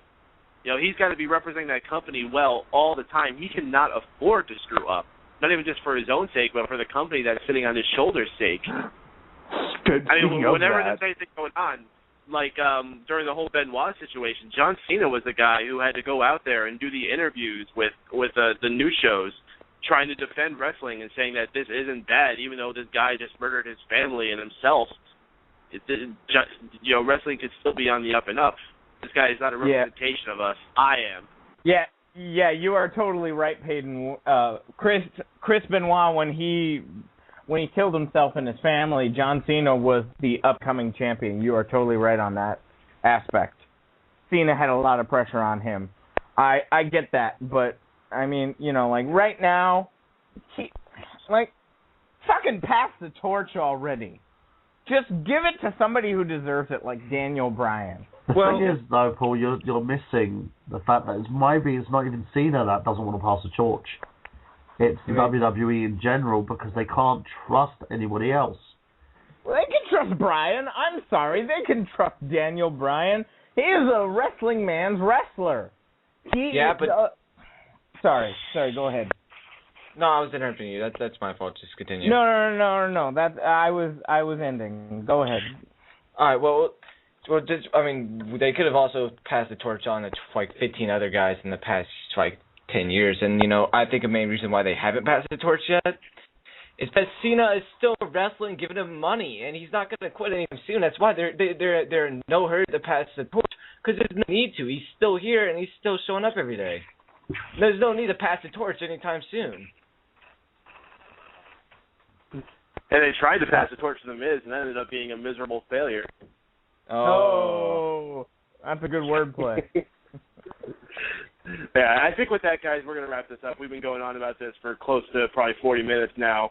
We got 2 more segments to talk about this night. The first thing we had was a battle royal for a chance to fight in the U.S. title match at SummerSlam during the pre-show. Boom, boom, boom, boom.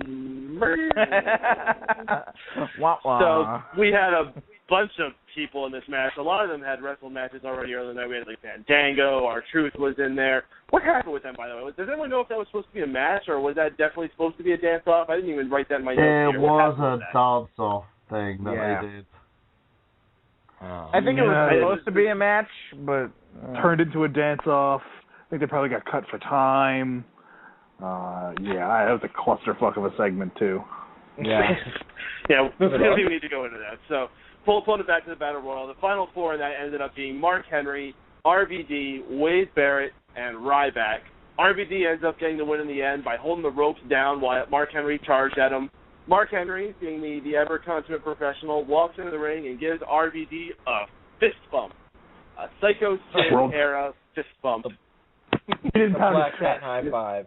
The He didn't pound his chest and stick a hand out. He didn't pound his chest, though.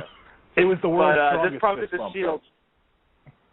This prompted the Shield to come down, but before they got... This prompted the Shield to come down, but before they entered the ring, the Big Show's music hits, and we finally see the return of the Big Show. And as someone pointed out earlier, very, very healthy-looking Big Show. He looks like he's been working on himself. He looks to be in great shape, possibly the best shape he's been in the last five or so years. And this makes the Shield back off. They think twice about fighting into the ring. So what we're looking at potentially here, or what we're definitely going to see, is Rob Van Dam going against Dean Ambrose for the U.S. title. And earlier in the night, we saw the other two Shield members putting an open challenge to whoever thought they could stand up, and I believe Jim touched on this earlier.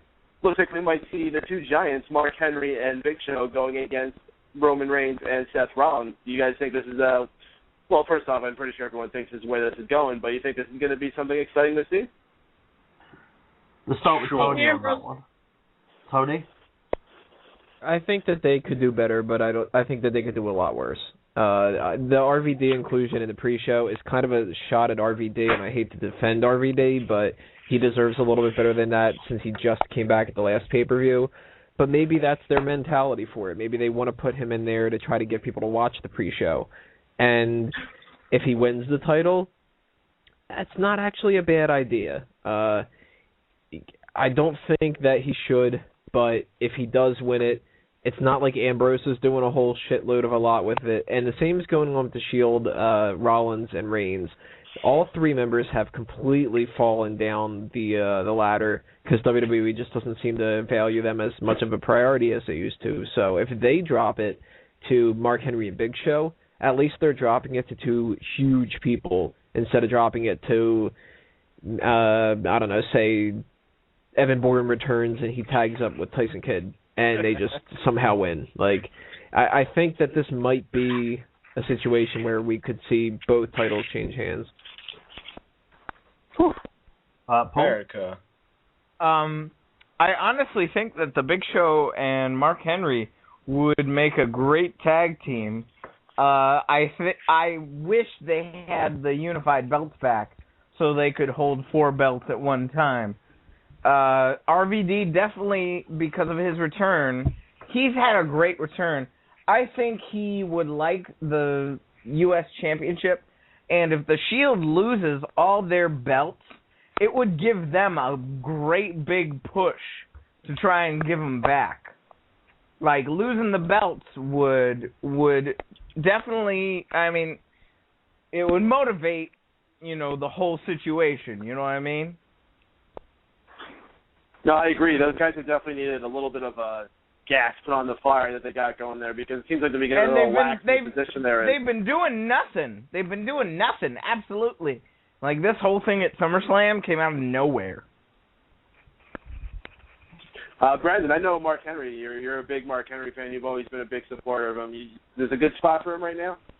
Yeah, he's going to do something. I think if they do go forward with a tag, it's what he does, man. If they're going to put him in a tag team with the Big Show, they'll make it work. Those are two guys that have a combined 40 years in the business, close to.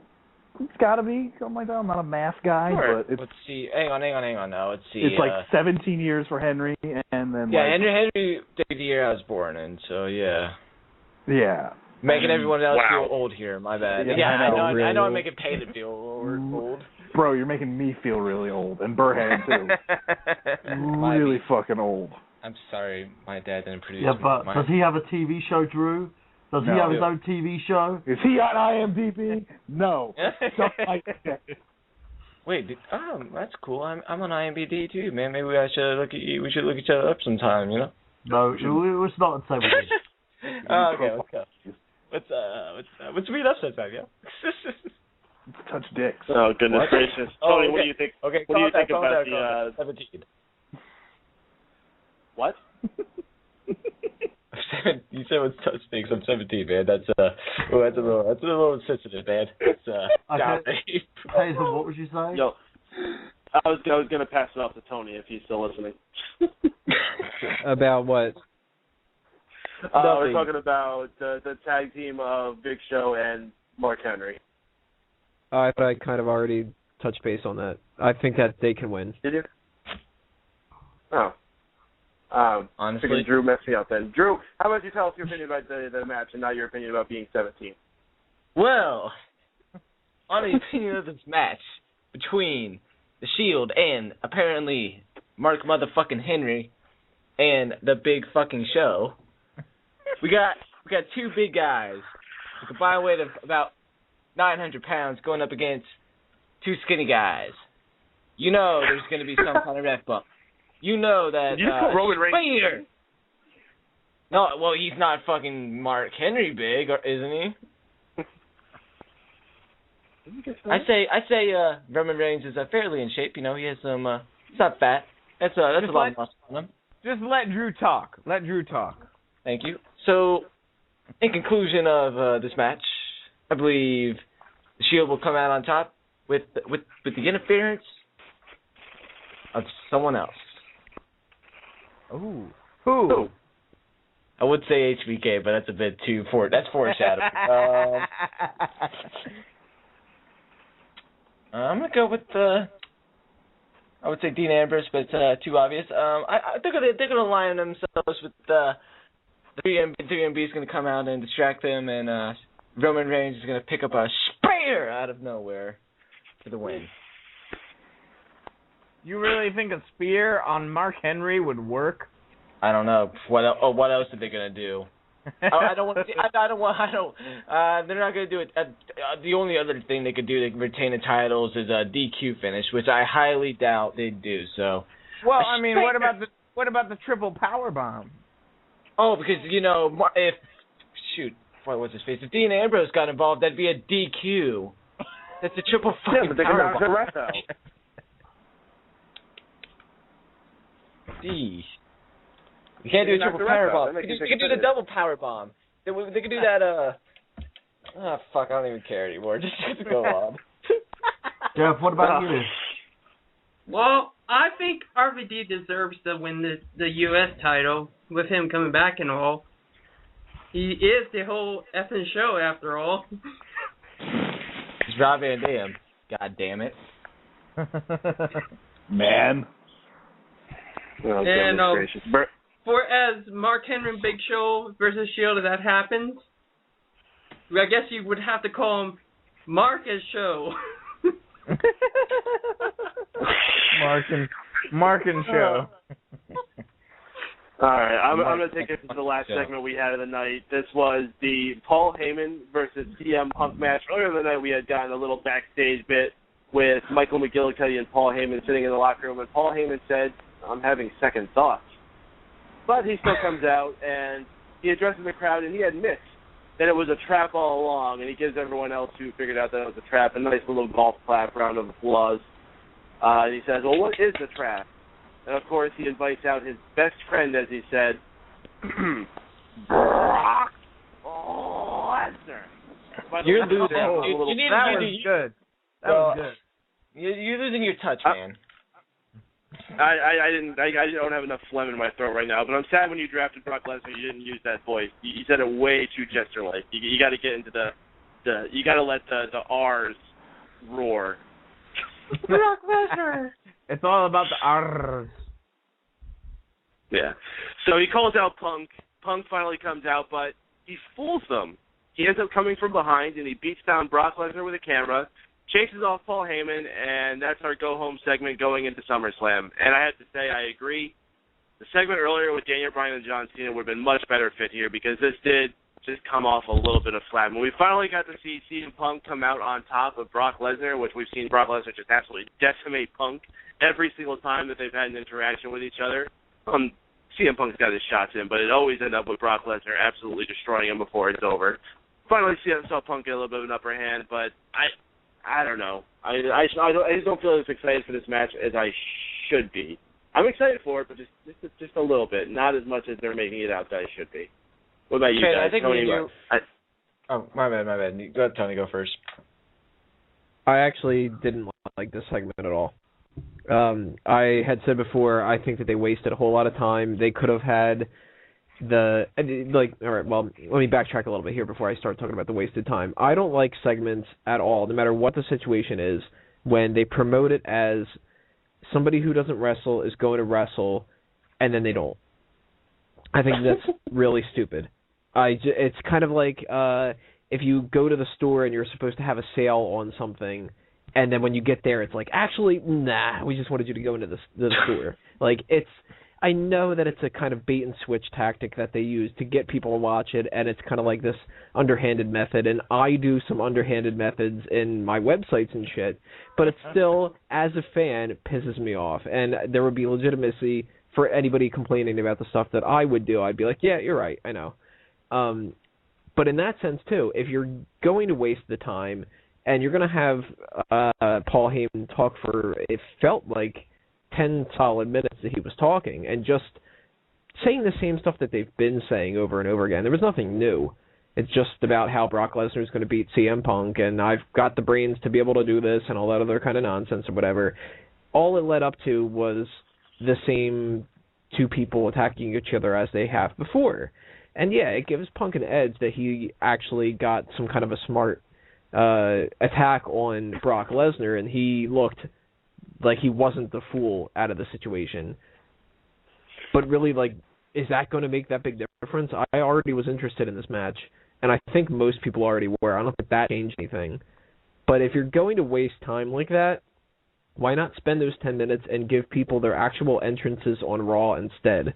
Because this was another episode of Raw where about half of the people, it seemed, didn't get an actual entrance. So if you can't figure out how to actually plan your show, and you have to cut out entrances and all that ahead of time because you're going to run practically over your time limit, fucking sit down and figure it out ahead of time, you know? Don't do that for SummerSlam or else I'm going to be really pissed at SummerSlam if you're rushing shit. Well, I was gonna make the comment that, of course, half the roster didn't get an entrance tonight. That's because half the roster was in that Battle Royale and like only 4 people got an actual entrance. So, joke's on you, sir. Even before that, we had, I believe it was Damien Sandow earlier when he had his match. He was already in the ring. Cody Rhodes didn't get any kind of an entrance to that. A lot of different people had that happen. Wade Barrett, he was already Wade Barrett. Well, Brandon, I know you're a big Punk and Lesnar fan, so how did you feel about this segment, Brandon? I was very, very apprehensive about this match. The segment was, it ran a little long. It was what it was. It could have been positioned earlier in the show to make more sense. But, it was good to see Punk to get his little revenge on Brock. But, again, knowing what I know about wrestling, the guy who usually gets the last laugh usually doesn't get the win in the pay-per-view. I'm very apprehensive about this match, though. I have a feeling it could be good, but I also have a feeling it could be a complete shit fest. And I want to gouge my eyes out with something and throw something at whatever screen I'm watching this on. I'm going to try to be optimistic, though. I'm going to try to be optimistic and pray this is a good match. Yeah, I think that's what we all plan on doing. Sorry, what are your feelings about this segment in the match? What are your feelings about this segment in the match?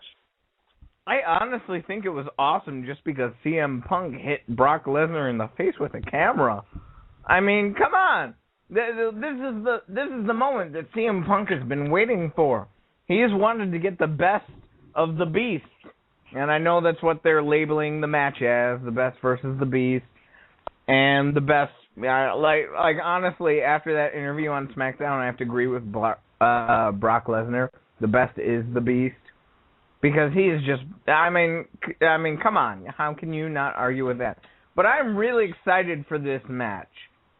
And I was really excited for all this drama that's going on between the three of them. I want CM Punk to go in there and face Brock Lesnar, and I want them to have an awesome match. I want them to have an awesome showing of what they both can do. And they both can do a lot. I am really excited about this SummerSlam match, and this segment tonight just made me even more excited. Burhan, what about you? Me, I agree with Tony. I think it was absolutely pointless.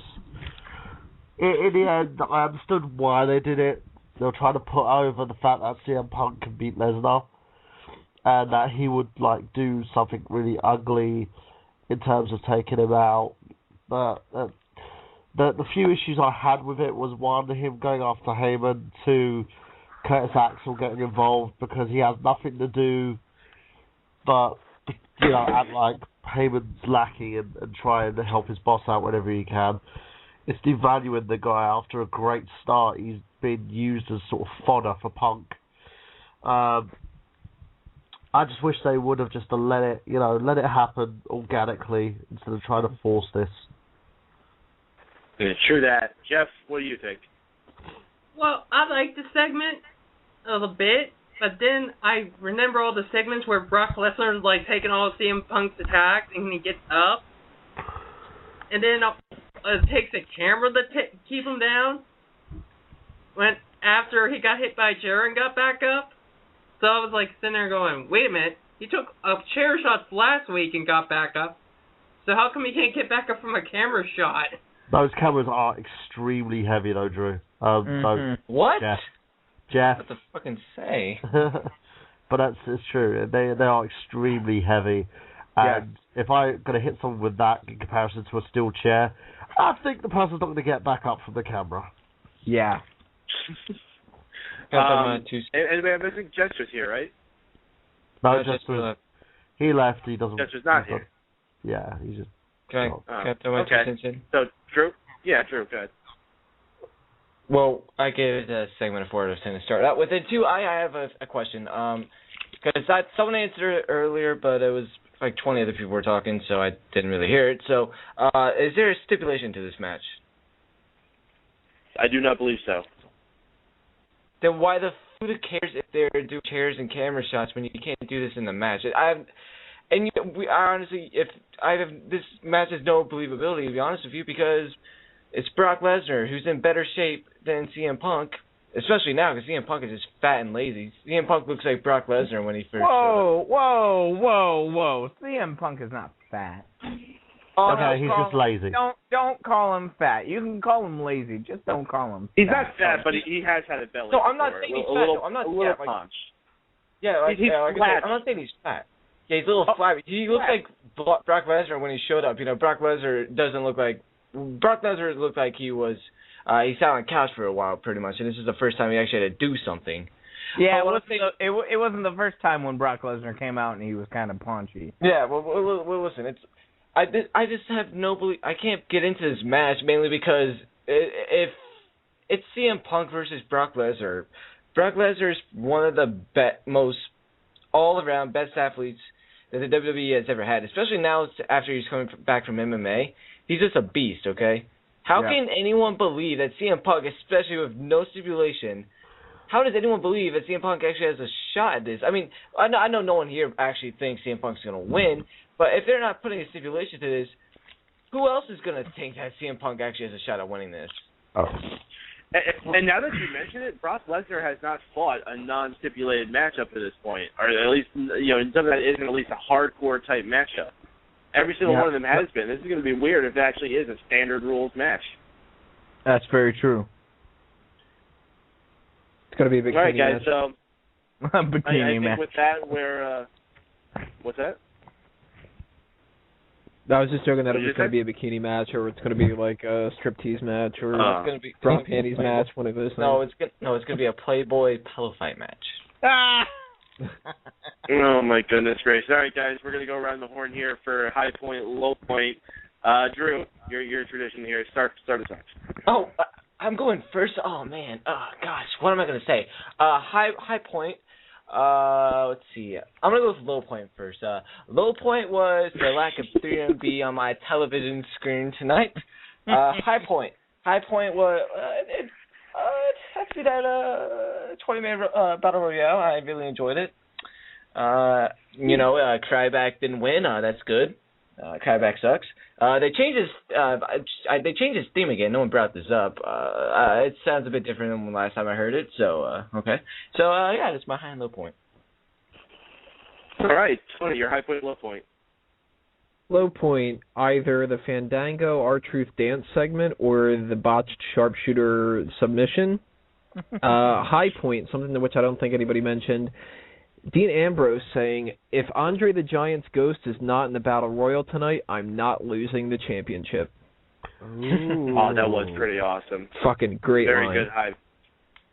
Jeff Croop, high point and low point. High point, I would have to say Daniel Bryan and just taking that slap from Cena and then smarking about it. And then the low point would be that Divas segment. True that. Paul, high point, low point. Me and Jeff have the exact same high point and low point. High point was the Cena Bryan whole exchange because they dropped it like it was hot. And the whole Divas thing, I mean, really, come on. Who cares about this until Sunday when Total Divas is on? Wait, does Total Divas play on Sunday even though SummerSlam's... Like, are they changing the time it's on? Well, they're two different networks. Question. I mean, you have pay-per-view and then you have E. Well, yeah, except who's going to turn over to watch Total Diva when SummerSlam's on? Oh, that's a good More point. like who's going to turn on SummerSlam when Total Divas is on. Oh, true. You know what? You just convinced me I'm going to watch Total Divas. Fuck SummerSlam. I'll just keep up with Tony Mango's Smark Out Moments, reviews, and highlights. He does them live. So if you want to see some highlights of some shit, go there. Good plug. Wonderful. I fully endorse that plug. Brendan, high point, low point. I'm gonna definitely agree with Tony. My low point was the referee completely botching the finish on the sharpshooter. That's totally unacceptable for any professional wrestler, especially in the WWE. And my high point is a tie. I love the Andre the Giant's ghost, and I loved John Cena going back at Daniel Bryan. That absolutely was a great segment. I mean, I think Bryan, came at him, and Cena stepped his game up, promo game up. Right. Yeah, good shit. Can't wait for that match. Burhan. High point, Cena Bryan promo. I loved it. Low point, anything with the Divas in it. Seriously, all right, just let's stick to E. So you're telling me that the Divas are worse than a referee completely botching a finish of a match on live? Did I say anything with the Divas in it? So that includes that match? Okay, yeah, I guess so. That's true. You're being very broad right, and encompassing, though, I think. So for me, I'm going to agree. The low point is definitely the referee botch. That just felt like the most awkward point in the entire night. High point for me, I have two of them. I guess I would say would either be Vince McMahon's awesome maroon suit, or it would be first Battle Royal when Kofi Kingston almost got eliminated and he ended up grabbing onto Antonio Cesaro's leg and just barely holding on, not getting himself eliminated. Shit. Of course, he would have been eliminated soon after. But that Kofi Kingston, whenever he's in these multi-man Battle Royal Rumble type matches, you always got to steal the spot of the night. Yeah, that was great awesome. thing from Vince.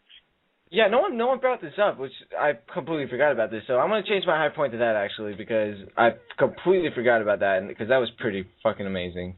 It was clutch, if you will. It was, though. He went hard in the paint. It was hashtag clutch. It is Drew White verified. Clutch. I'm going to start Drew White verified for that one. All right, guys. With that, we got one more time to go around the horn here, and we're going to go out and put some quick plugs out there. So, Jeff Croop, why don't you get us started here with some quick plugs? What you got in the world that's going good for the world of Jeff? I got Facebook, and I got a YouTube channel that I'm gonna start doing anime reviews. I did one on Blue Gender already, and I might do anime show on Mega Powers. Talk about anime. Yeah, what's the day that we got that again? I believe it's August 26th. We're gonna be doing that. Yes. That sounds right. I'm not looking at a calendar at the moment, but yeah, we'll be having we're gonna be trying out an anime show here. So if you're into anime, stay tuned to Mega Powers Radio for that. Next one, we go to Paul. What's going on, Paul? Hey guys, I got a DJ job going on at the Shack in Black Earth, Wisconsin, this Sunday, the 18th. Come on down if you want to sing, if you just want to hear some good music and dance your ass off. Come on down. All right, Brandon, what's shaking, dude? Brandon? Oh, Hey, I think Brandon. we might have just lost Brandon, actually. Yeah. Oh, lame. All right, well, Burhan, tell us what's going on, man. What have you been up to this past week that we haven't seen you? I've basically been at a hippie festival, helping out, working security at the gates and stuff like that, and literally had the time of my life. It was a great time away, did some amazing things, met some amazing people, but I'm always glad to be back because I think Mega Powers Radio wouldn't run without me, doing every show imaginable. Also check out youtube.com/TheNerdGenius, nerdgenius.com, and my new show with myself and Brandon Liggan, which is This Job for Hire, which has its own IMDb page now.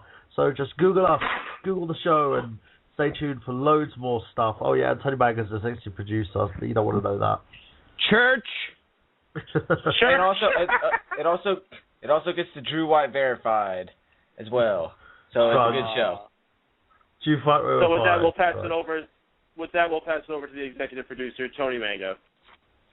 All right, guys. SmarkOutMoment.com for everything wrestling related. We might be actually including new people to write for the website. So if you're interested in writing for Smark Out Moment, shoot me a message on the contact form, and I'll see if I can fit you in a spot. Check out Smack Talk this Friday, the podcast I do at youtube.com/SmarkOutMoment, where we're going to talk about predictions for SummerSlam as well as the monthly mailbag and answer all of your questions.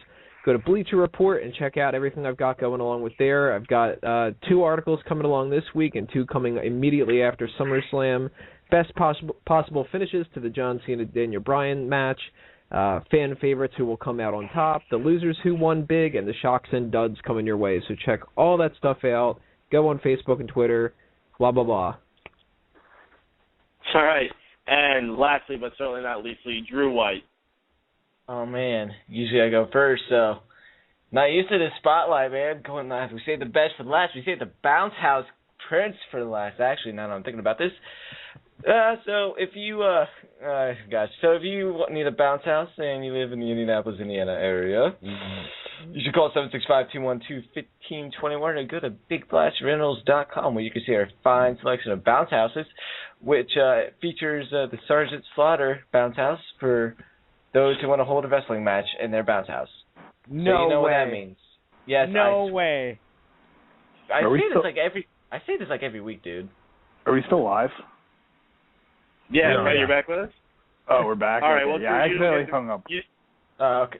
Drew, you don't get to be last now. So, Brandon, you're last when your plug's out now. Woohoo! I'm not done yet, though. What do you got to promote, brother? You can go. I'll let you go. BigBlastRentals.com. Now I'm going to put my head down in silence. Let your elders talk. Let your elders talk. If you like hearing me talk and you like hearing my bizarre and weird opinions, tomorrow on Geek Speak I'm going to talk about a 15-ton ball of fat and shit that was removed from a sewer in London. I think that was pretty interesting. That will be found on Geek Speak tomorrow on this very radio station with Paden, Burhan, and anybody else who really wants to join in on that show because it's no rules, no holds barred. Wednesdays I host my other podcast, Sport Hawk Anonymous, on Dream Elite Radio, our cousin station. There I talk sports and anything else I want to talk about for 2 hours. And sometimes hums on people's balls. Sometimes I hum on people's balls. Yeah, I mean, I honestly thought about that 15-pound ball of I thought that was John Cena. Oh, another piece of shit coming from London.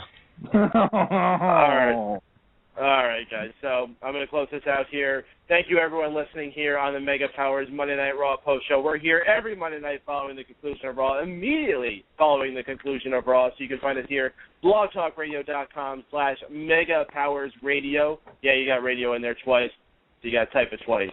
Too dang bad. We got lots of other cool shows in here that mentioned Geek Speak on Tuesdays. Oh, wait, we didn't get Burhan yet, did we? I'm sorry. Yeah, we did get you, right? Yeah, we did. Yeah, did. Yeah. Oh, my gosh. Okay, so I got gameplay on Saturdays. Keeping Kayfabe, another wrestling show we have every Thursday night, 9 p.m. That's where you hear myself, Bryan, Burhan's usually there as well, and whoever else decides to show up. We have a few guests come in. We talk about a featured match from the past, go in-depth on what led to it, what happened in it, and what happened after it. And what's the next big thing we got on our calendar here? I believe August 18th, we're having our pre-show to WWE's SummerSlam, where all of us will be joined together to give you our predictions, what we think is going to be happening on the show. We're also going to get to finalize things in for the Keeping Kayfabe Smart Guy Moment Fantasy Draft, where we're going to be choosing our predictions of the show, and whoever gets the most amount of predictions right is going to get a special little boost to their fantasy league team, where they're going to get to swap any two members, whether it be from their team or be it from other people's teams, as long as they're in the same draft ranking. So it's going to be a big, big shake-up coming to our fantasy league. Lots of cool things going on here, guys. Stay tuned, blogtalkradio.com/MegaPowersRadio. For everybody here, I'm Mike Paden, for Tony Mango, for Michael Burhan, for Bryan Liggan, for Drew White, for Paul Hibbard, for Jeff Croop. I think I got everyone here. I believe we had Chris Jester and Shaw Walker on. Thanks, everyone, for listening. We'll see y'all next week. I'm like somebody. Meow.